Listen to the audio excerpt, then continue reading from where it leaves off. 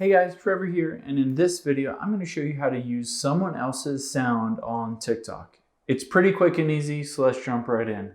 I'm on my iPhone, but you can go through these exact same steps if you're on Android as well. The first thing that we'll want to do is make sure TikTok is fully updated because that'll allow you to use everybody's sound. So tap on the App Store, and at the very top in the search, we'll just type in TikTok. Now, next to TikTok, if it says update, you'll want to update it to the latest version. If it just says open, then you have the latest version and you can skip that step and just hit open. So let's just open up TikTok here.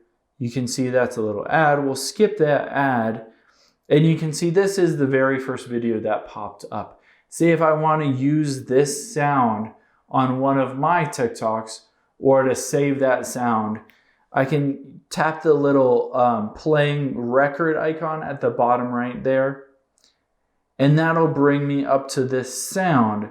Now at the top, I can hit add to favorites if I want to favorite this sound. At the very top right, I can hit share if I want to share that sound with someone else. Or what I can do is hit use this sound at the bottom center.